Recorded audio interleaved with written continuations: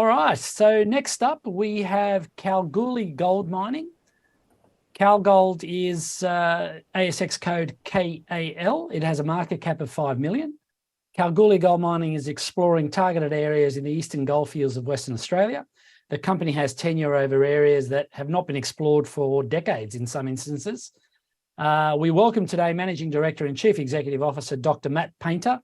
Matt, welcome back, and please take it away. Thanks very much, Manny. And it's great to be back on Share Cafe. So thank you very much for the invite. Look, I'd like to take you through what we're doing at KAL Gold at the moment. I'm very excited actually about some of the things that are going on there at the moment. Just this title page here shows one of the things that after a century and a quarter of mining around Kalgoorlie, you'd think would be all gone. But this is outcropping gold. And this is some excavations that some prospectors made at our La Mascotte deposit. With our GeoZ checking out what's going on. So gold veins are poking out of the ground at La Mascotte, only 35 kilometres from Kalgoorlie. For some reason, this has been overlooked and we're onto it. So pretty excited about this one. Next slide, please. The usual disclaimers, I'll let you read them at your leisure. Next slide, please. So here we are. KAL Gold has a focus on one of the richest gold provinces in the world, the eastern goldfields of Western Australia. It's been mined for a century and a quarter, as I've mentioned, but it continues to show that it is not done yet. And my personal view is that there is a lot more to be found out there, and that's what why we're targeting what we're targeting. We've got a number of projects throughout the area, from Perranvale up in the northwest, down to Bulong Taurus in the south, and Pingin out to the east. But I'll just take you through a couple of projects today, namely Pingin and Bulong Taurus. Pingin is our new farming tenure. We only got into this in May, June. One of the things that's really attractive about this area is its active M&A region. As Ramelius Resources shores up its feedstock for its proposed Rebecca mill only 20 kilometres to the south of us. It's a major project. It's a major commitment. They've acquired Breaker Resources recently for their Lake Row deposit, about 80 kilometres away, to help feed into a proposed Rebecca mill. And so we figure we're in a very interesting area of known gold mineralisation where we can help feed into a potential mill should it eventuate. We've got shallow high-grade hits from only one of our prospects on that 20 kilometres. There's plenty more to check yet. And we've expanded it out to 1150 metres from just 300 metres a couple of months ago. And there's more to be done there yet. At Bulong Taurus, closer to Kalgoorlie, we've got one of the lowest cost JORC resources I've ever seen in recent times, and it's only 35 k's from KAL. And gold mineralisation there is open at depth and in all directions. So we'll briefly take you through that at the end. So if I can go to the next slide, please. Here we are at Pingin. So this is our first gold drilling program in June this year, I think it was, in May, early June. And this is at the Kagala Gift. And we're looking southward, and the brown towards the horizon you can see out there is Lake Rebecca. And Ramelius's Rebecca project is just the other side of that brown patch over there, directly along strike from us. And this is the first of several holes that we drilled, and the first of two programs drilled so far, and the third going to commence soon. Next slide, please. So this is a bit of a modification, this map here, of the previous one. And what it shows is what is one of the major controlling structures in the region, the Laverton Tectonic Zone. About 30 million ounces of gold along that thing, and includes deposits like Sunrise Dam, Red October, Wallaby, Granny Smith, and what have you. And even just looking on this map, you can see there's a rough symmetry to this thing, and we're at the southern end of it. The outcrop of rocks and gold and what have you in the eastern goldfields is notoriously poor. But even on that scale, the amount of outcrop to the north of the Laverton Tectonic Zone is much, much better. And that's probably one of the reasons why there's been so many discoveries up there. In the south, a lot less outcrop, a lot less exploration, but that's our opportunity. And we've got form in finding things undercover, and that's what we're going to do down here. So in this area, in the south, we've got 246 kilometres squared of granted licenses and applications. And just south of Pingin itself, south of the Anglo-Saxon gold mine, we've got about 20 kilometres of strike. So there's plenty of other prospects and targets being generated throughout the entire tenement package. And just along strike to the south of us, we've got Ramelius Resources doing their project, building their project up at Rebecca. And we've got tenure right next door to them. We've cooperated with them for one of their regional surveys. And so it's good to be in communication and have a good relationship with our neighbours like that. And yeah, in a direct line, our Kagella Gift prospect that we've started drilling on is only about 21 kilometres from that proposed Rebecca plant. Next slide, please. Just an oblique image just to show you, I love this. It sort of starts to put it in perspective a little bit for us. So in the bottom left, you can see the Anglo-Saxon gold mine owned by Hawthorn Resources. And then 500 metres east of that is where our tenure starts. And between the farming tenure in pink and applications and granted tenure in black, we cover about 20 kilometres strike length southward in the long strike between Anglo-Saxon and Rebecca. There's known mineralisation in the area. There's known mineralisation just off some of our tenure at Wessex and Harbour Lights in the foreground there. But our initial work has been focusing in on Kagella Gift and Providence. And what we want to do is get a good understanding of what's going on there and then push that out and expand it. Expand that knowledge to the remainder of the area and shore up as much gold as we can throughout the area. Next slide, please. So we started off at Kagella Gift, which in this diagram here is that cluster of drill collars in the centre there with lots of nice colours on it. It covers around 300 metres strike length. And look, when we started there, that was roughly about the known extent of it. To the south was the Providence discovery, which was discovered in 2015 and never followed up. We have good reason to suspect that there could be a connection there, and that's one of the things we're going to test. We haven't done that yet, but that will be coming. But through our work and our diligence of putting together historic data and what have you, we've now expanded this search space out to about 1,150 metres from 300 metres just on these prospects alone. What we're superimposed on here is the magnetics, and you can see there's some there's a magnetic ridge and offsets on that seem to be host to the gold mineralisation, and Providence has only just been tickled. And look, this isn't the greatest hits of all the intercepts here. These are just some of the most recent ones, plus one of the good ones, 33 at 3 from 51 metres, not bad at all. But recently we've just confirmed at Kagella North that we've got the mineralisation. It was a bit opaque what's going on through there. We've just managed to push that through. And in the south, we've got anomalism just from surface sampling that's never really been followed up, or near surface sampling. And we suspect that this could be the continuation of the mineralisation all the way through. So we've got a number of things to test out here. Next slide, please. So one of the things we did recently was follow up initial discovery holes from 2015 by previous explorers. So they're the KGRC holes, the shorter numbered ones. Ours, most recent ones, are the KGRC 23 holes. And from that drilling, which was just a confirmatory program, we got things like 5.63 from 39 metres within a larger envelope of 11 at 2.5. Those sorts of shallow numbers are great. We're not very deep at all. We're within open pittable distance, and to get grades like that out here is pretty significant. What we need to do now is work out where this gold's going. We've got an idea of what it's looking like in cross-section, which is what you can see here. But which way is it plunging? How far north and south is it heading? And that's what we're going to start testing shortly when we start drilling before the end of the year. Next slide, please. And this is a long section looking towards the east. It's difficult to show here. We're still in the asking questions phase with some of this, if you like, but you can see the amount of historic drilling that's been done at Kagella Gift and the lack of it at Providence. So we've got an idea of what's going on at Kagella Gift, still plenty of questions to ask. But at Providence, is the thing plunging to the south as shown here? Is it plunging to the north? We don't know that yet. Is there a connection between Kagella Gift and Providence? We don't know that yet. What's going on at Kagella North? Again, we don't know. So we've got some work to do. And we're going to start off and do it in a systematic scientific method. We're going to step out from Providence with our next program and see what we get. And then from there, work smartly, build up to the next phase, hopefully connecting the two or following Providence further south, whatever it might be. Next slide, please. And to just step back from Kagella Providence, which is our initial target area, this is just a quick view of what we're dealing with further north, closer towards the Anglo-Saxon pit at the top end of the Pingeon South area. And here we've got our Wessex South and Harbour Lights extension targets, and they're all based on adjacent drilling from historic work. So there's virtually no drilling on our tenure, which in itself for me is quite exciting. But these well-drilled prospects on adjacent tenure have never been drilled on our tenure. At Wessex, drilling came right up to the tenement boundary, angled towards our tenure, and then the final holes right on the tenement boundary went vertically. So clearly something was being followed, and we want to see what's going on the other side.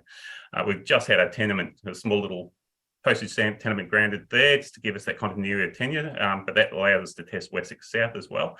And when we see things like 22 metres at 5.6 at Harbour Lights just to the north, and that magnetic ridge that defines that mineralisation comes belting on through to 1127 tenement just to the south there, we've got some work to do down there. So we get all the tenement granted through there. We've got an application to the south, and we'll get on with all that. We're really quite excited about getting stuck into those targets. Next slide, please. Beulah Taurus, I mentioned the outcropping gold. These are taken from surface, from near surface, from that little pit, I think it was. And you can see these are just chunks of quartz vein with gold in them. Lovely, lovely stuff. Next slide, please. So where are we? We're just immediately east of Kalgoorlie. The Beulah Road is sealed all the way out to Beulah, where the curve on the road is. And we're surrounded by some nice neighbours as well. We've got Murray at Beulah, 259,000 ounces, the Cannon deposit, which was something that 5 years ago, everybody wanted one of those, 47,000 ounces sitting there. We've recently, earlier this year, defined the resource at La Mascotte as 138,000 ounces. And again, the key here is that this thing is poking out of the ground. There's a pod of quite good grade, quite decent grade, and in some places high grade gold mineralisation just below surface. And it's only 35 k's from KAL. And one of the key things about the resource, or there's a couple of key things. One, it's first pass. This is the first resource we've calculated on this, and it's inferred. Second, it's amenable to higher grade cutoff. So if we've done a 0.6 gram per tonne cutoff on this, if we took that up to 1.2, 1.5, we can get a smaller number of tonnes or small number of ounces, but at a higher grade, so at 2s and 3s. So it's a really, really well-behaving deposit. It's thick, it's loads of veins, and we did all that to find this new resource for less than $5 an ounce. And I don't know of any others that have been done for that little cost. Next slide, please. The model that you can see in the top right is part of the block model that was constructed to define the resource. And what you can see, it actually starts to show where all these veins are going. So I've got a massively thick stacked system of gold veins here, up to 175 metres thick. It might be thicker yet. We're on a granted mining license. Very handy. Open pit mining's been proposed, and you can see a couple of possible pit shells there at around around current gold prices. Just keep in mind that this is all very high level stuff, all desktop type of modelling, and it's ongoing work that we're still trying to define. And we've worked out a number of ways that we can take this forward. We can check the down dip extent of this, step out and see if this thing does extend to depth, which we highly suspect it does. And there's a number of other programs that we can use here to get this thing underway. Talking to neighbours and what have you, and other parties to see if there's what we can possibly do in this area. There's a whole series of ways we can move forward on this. And the other thing we've done too is we've got a new mining license application over the area, and that can help to bring in some of the satellite deposits and make this a bigger mining operation. The metallurgy is simple and plain from the historic work that's been done. There's just no issues with it. There's no deleterious elements in there, and we've got these programs now ready to go. We just got to see which way we move forward on this thing. Next slide, please. So very briefly, we've got a few bucks in the bank.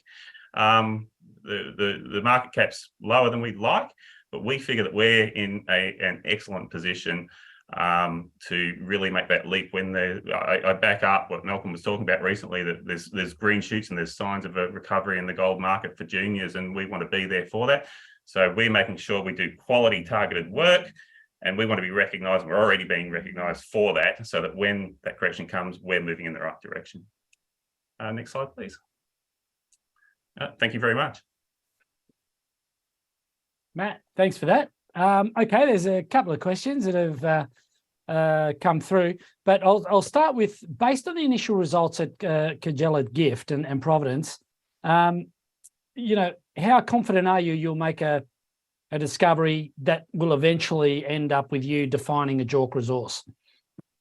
Look, I think we're already seeing We've made those discoveries. We're already onto this thing. What we need to see here is we don't need to find a world-beating deposit here, even though I think there's a chance we could. But we don't need to find a world beater. What we've got just to the south of us is a new mill going in that's going to need feed.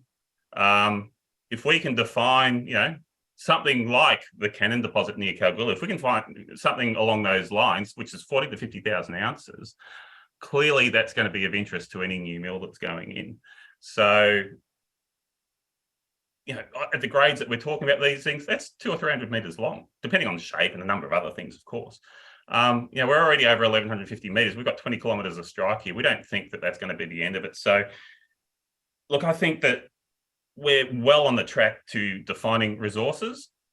We make sure that we vet all our historic information, historic data. We redigitize where we need to. We re-qualify data where we need to. That's how we got the resource done so cheaply at Lamascott. And what we intend to do, you saw the intensity of historic drilling at KAL. If we can bring all that in, it's not going to be too much of an effort now from the work that we've done to bring all that in to a brand new resource. So what we want to do is to find something at KAL. We want to prove up whatever's going on at Providence just to the south. Hopefully that's something that will either be standalone by itself, or it's something that we can start to bring together into a much bigger operation. And like I said, something about 300 meters long can give us, something that's of interest. That's where KAL was when we started, a few months ago. Hopefully we can get onto our new program by the end of the year. And look, information coming through this morning suggests we're going to start just clearing off some of the proposed drill collars positions next week. So we're getting ready to get that underway as soon as possible. And so that way we can get some new results out to market and start to paint a picture and start to get an understanding of where we take this thing. But yeah, on the road to JORC resources, and I want to see that happen sooner rather than later. Okay, great. One question that has come through is asking what was the process that led to the company gaining more ground for your Pigeon project? Was it a public tender, or was it proactively undertaken by you? Proactively undertaken by us. It's something that has been in the works since before KAL Gold was listed. We are pretty proud of the relationships we establish with the community, with Aboriginal stakeholders, with prospectors, with our next door neighbours, explorers and miners. And that's absolutely key to working in a place like the Eastern Goldfields that is so established and has been operating for so long. And so it's something that, even before Ramelius acquired Breaker Resources, even before they announced they were going to put a mill in there, we thought, well, there's a big deposit going down south. There's something big going on down there. This is a good area anyway. Plus, we've got a big neighbour coming through. This is clearly an area of interest. So it was a lot of discussions with prospectors. Some of the ground had been caught up in legal action prior to this, which is why it was off the table for so many people. But through our diligence and our relationships that we cultivate and that we nurture, we've been able to work with our prospector partners, and we still work with them on a daily basis to make sure that we can get onto this highly prospective ground. So it's something we've been eyeing for a while. So it took a while to get there, but once we did, we're very happy with that, and we think it's got huge potential. Okay, great. Just to wrap it up, Matt, just one last question around balance sheet. Given what you've just outlined and your drilling plans going forward for the next 12 months, how comfortable are you? The balance sheet's in good enough shape that it can deliver on the requirements that you have, that you have lined up for the company in the next 12 months. Yeah. Look, we're in good shape, Manny. What we want to do and what we are doing is being smart and targeted, and that's crucially important. And we're incredibly fortunate to have the team that we've got. We're a small team, but we're highly active and highly knowledgeable, and the team has global experience in gold that we can bring back to the Goldfields, and plus we've got people based in Kalgoorlie. So what we are doing is being smart and targeted, and looking at the potential that we've got, so that anything that we get can be brought into a resource, for example, or move the project in a strategic direction, and get us there. Now, clearly, if I've worked with some of the gold majors in the past and worked globally on various projects, gold projects. When you've got more money to throw at things, yeah, you can go bigger and better. And on a project of this size, that'd be wonderful to do that one day. But at the moment, we're very concentrated, we're very focused, and we know exactly what we've got to do to start pushing this thing out. And if we get the results that we need to, and there's reason to accelerate, well, we'll look at that then. But in the meantime, we're smart, focused, and paced, and we'll get on with it that way. Matt, thanks for your time today. That was great, and have a great weekend. We'll hopefully see you back soon. Many thanks, Manny. Good to see you again.